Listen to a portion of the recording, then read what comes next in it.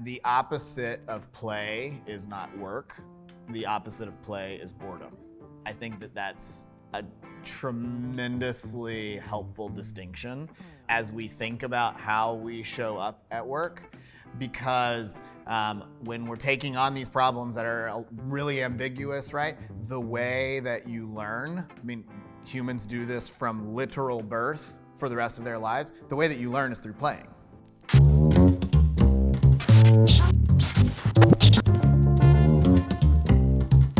I sure enough feel good.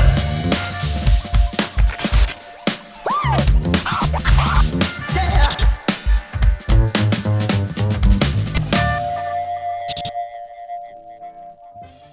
That's how humans are hardwired to learn. And then we get into a work environment and we say, oh, no, it's time to be serious now.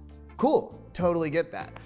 But what that does is it kind of eliminates the element of discovery. And so if you bring me some big ambiguous problem and you're like, yeah, come up with something brand new we've never done before, but be serious about it, right? Well, that's almost a non-starter. It doesn't really work. You got to create an environment, a sandbox, if you will, where you can play and have fun with it and explore all these brand new things and like break stuff, build stuff that's totally not gonna work. And then along the way, like you'll figure it out through the learning process. But if you're not playing, you're not learning.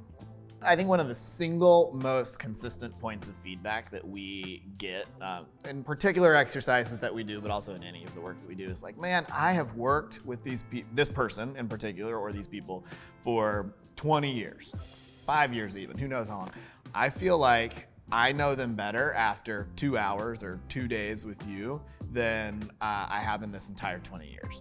And we didn't really do anything that was that magic or transformational. We just changed the environment to allow you to play and engage with one another and like playing around creative problem solving and connect personally. And so it doesn't have to be like, oh, I'm Brent, I'm good at Excel. It can be like, oh, I'm Brent, and I have this really weird thing where I dance all the time because it helps me to think, right? And so then you're like, oh, all right, well, I'm seeing a whole new side of you, but I feel a much deeper connection because it feels real. There's also this thing, which I tell people all the time, like, we're often creating things in service of delighting our users, right?